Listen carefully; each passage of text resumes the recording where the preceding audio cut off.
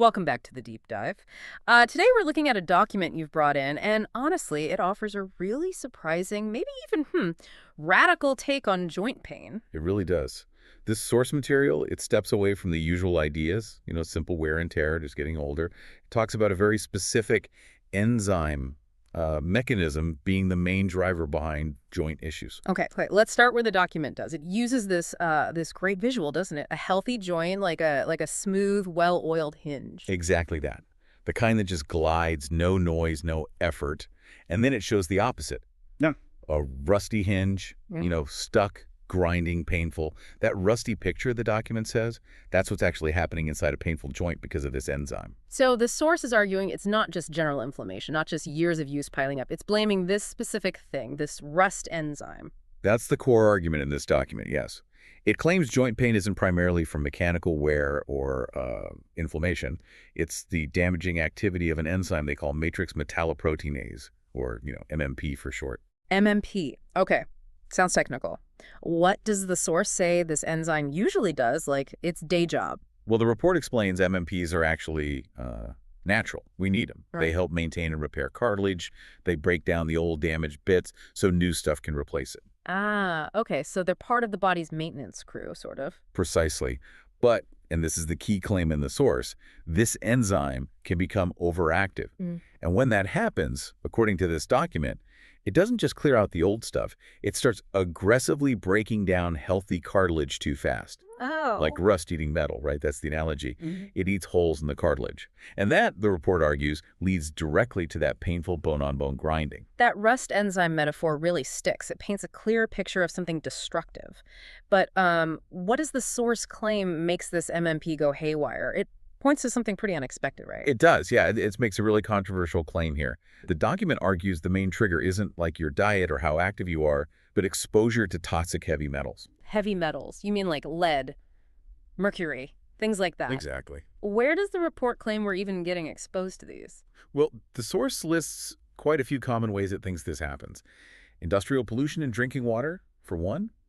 Toxic fertilizers getting into the soil, air pollution, car exhaust, factory fumes. Even some products mentions older kids' toys, some cosmetics, and food, especially animals, absorbing metals from, well, their environment. Wow, okay. So the report suggests they're kind of everywhere. Right. And they just build up. Yes, that's what the document claims. Okay. Unlike other toxins, it says these metals don't get flushed out easily. They accumulate, maybe over decades. And crucially, the source argues, they get stored deep inside your bones. Their bones. Yeah, which is why the report says regular blood tests often miss them. They aren't just floating around in your blood. They're like deposited in the bone tissue. And the document suggests that doctors, the medical community, they often overlook this heavy metal connection. That's a really key point it makes. The source suggests that because the usual focus is on symptoms, aging, inflammation, wear and tear, this potential underlying issue of heavy metals gets missed. So the report claims the standard treatments, like pills or even surgery, they don't actually fix the root cause as presented in this specific document. Right. And given this whole idea of heavy metals triggering the rust enzyme, the report also says something pretty bold about common joint pain solutions, like why they might not work or could even backfire. It does. It argues that some really popular supplements, things people take all the time for joints, collagen, bone broth, even turmeric, might actually speed up the joint damage, which is, definitely surprising compared to what you usually hear. Okay, hold on. Collagen, bone broth. Aren't those supposed to be like the building blocks for healthy cartilage? How could they make it worse, according to the source? Well, according to the document, it all loops back to the heavy metals again. The report argues that since collagen and bone broth often come from animals, and those animals might have picked up heavy metals from their environment, the soil, water, their feed, these products can actually contain concentrated amounts of those metals. So the source claims when you take them, you might be adding more fuel to the fire, basically, more triggers for that rust enzyme. Wow, that's completely counterintuitive. And turmeric, I mean, everyone talks about it for inflammation. Yeah, the report gets specific here. It focuses on certain types of turmeric, especially ones imported or maybe handled by certain Western companies. It claims, and this is a strong claim, that sometimes lead is added, maybe for weight, maybe to make the color brighter yellow. Lead? Seriously? That's the claim in the document. It suggests this could lead to potential lead issues, which then, according to the source's logic, triggers the rust enzyme. So the very thing you're taking to help could potentially worsen the joint problem you're trying to solve, according to this source anyway. Okay, so if the document says heavy metals are the root cause and some common supplements might even add to the load, what's the proposed fix? It mentions a 7-second trick or something. Yes, the report introduces a natural approach. It claims this approach can block the rust enzyme's activity and help rebuild healthy cartilage. And what's the star ingredient in this approach, according to the source? Based on the document, the absolute key is a specific extract from pine bark. It's called Pycnogenol. Non-genol, okay. How does the source claim that works? What's the mechanism against this rust enzyme? The report points to research again, according to the source, showing Pycnogenol directly inhibits that MMP rust enzyme. It mentions one study suggesting a 50% drop in the enzyme's activity. 50%, okay. And it also claims Pycnogenol stimulates new collagen growth. It cites another study supposedly showing a 41% increase in collagen production. Plus, it's claimed to protect and even increase the number and function of chondrocytes. Chondrocytes, those are the cartilage-building cells, right? Exactly. The cells that actually make and repair the cartilage. So the claim is Pycnogenol helps on multiple fronts. And what about results? Does the report claim people actually felt better using this? It describes results from a study where participants reportedly had significant pain reduction. They were apparently able to use fewer pain meds.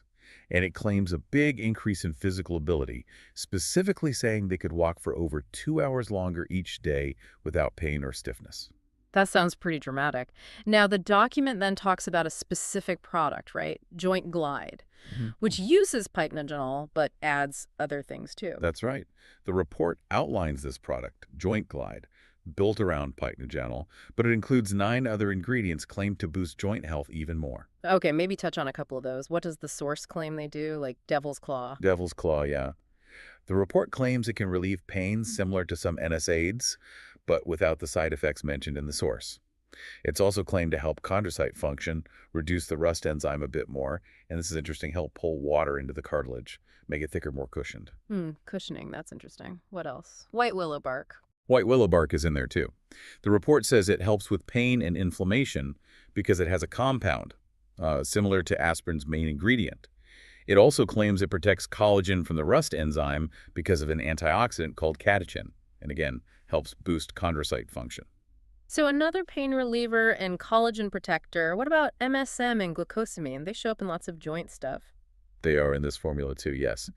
The source describes them as the basic raw materials, the building blocks your body needs to actually make collagen and cartilage tissue. Okay.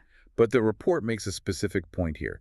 It claims these building blocks, MSM and glucosamine, they only really work well after the rust enzyme's damage has been slowed down or stopped by the other ingredients like the Pycnogenol, Devil's Claw, and white willow bark. Okay. So the source is saying you need to stop the demolition before the construction crew can really do its job effectively.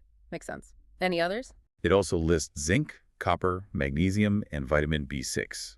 These are presented as working together synergistically, claimed to help the body's own collagen production, make the collagen fibers stronger and more stable, protect cartilage tissue further, and help convert the raw materials into usable collagen. So a whole support team for building and protecting. One more.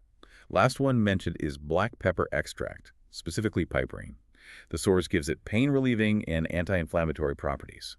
It even cites a study claiming it's almost as effective as a particular arthritis drug mentioned in the report. Okay, so pulling it together, this document presents Joint Glide as this multi-angle attack. Stop the rust, provide the building materials, and ease the pain naturally. And the report doesn't just talk ingredients, it describes big life changes. Oh yeah, the document really paints a picture of transformation. Waking up without stiffness, being active again, playing with grandkids without pain. Just overall boosts in confidence, freedom, energy, feeling more positive, that kind of thing. And it backs us up with stories, testimonials. It does. It shares specific examples, claims from people like Sarah, Susan from Denver, reportedly climbing stairs again. Michael from Austin claiming he could hike and golf pain-free. Mindy from Seattle reporting she could do small things again, like buttoning shirts, opening jars. Emily from Boston feeling independent. Robert from Newark back to fishing and golf. Linda from San Diego getting back to walking on the beach, playing pickleball. These are all presented in the report as direct results people saw. Seems quite compelling as presented. The document also gets practical, right? How to get this product. Guarantees. It does. It states pretty clearly that Joint Glide is only sold through the website connected to the report. The reasons given in the document are, 1, quality control made in the USA, GMP certified, tested, all that. And 2, keeping the price down by avoiding retail markups. Makes sense. And the pricing structure laid out in the report. The source lists a few options presented as special offers. One bottle is $69 plus shipping. A 3-bottle pack, called the most popular, is $59 per bottle, and the shipping's free. And then the 6-bottle pack, the best value, according to the source, is $49 per bottle, also with free shipping. These were framed as limited-time deals in the document. And what about a guarantee? The report mentions a 60-day money-back guarantee, based purely on satisfaction. It claims many see results much faster, like within 3 to 7 days, but the 60 days gives people confidence. And it explicitly states you get a full refund, even if the bottles are empty. That's a pretty strong guarantee described there. Any other quick details from their FAQ section as the report presents it? Yeah. The force claims it's safe, citing the 10 natural ingredients, manufacturing standards. Recommends taking 2 capsules a day with water or food. Estimate shipping in the U.S. is about 5-7 business days. It also mentions the ingredients are claimed to be safe with most medications, but, standard advice. Check with your doctor. Okay, so let's try and wrap this deep dive up. We've looked through a document that really flips the script on joint pain. It argues the main issue might be this rust enzyme, MMP, kicked into overdrive by heavy metals we pick up from the environment, not just simple wear and tear. Right. And it controversially claims some common remedies, like collagen or even turmeric, could potentially make things worse by adding more metals, according to their theory. Exactly. And the alternative solution presented in the source revolves around this product, Joint Glide, using Pycnogenol and other natural ingredients, which are claimed to block that enzyme, help rebuild cartilage, relieve pain, and, based on the testimonials shared, lead to some pretty significant life improvements for users. It's definitely a perspective that goes against a lot of the standard advice about managing chronic joint problems. It absolutely is. And maybe the thought this document leaves us with is, how much might we be overlooking subtle, long-term environmental factors? Things like low-level heavy metal exposure in our understanding of common health issues like chronic pain. It kind of pushes you to think, maybe we need to look beyond just the most obvious explanation sometimes when dealing with these really persistent health challenges.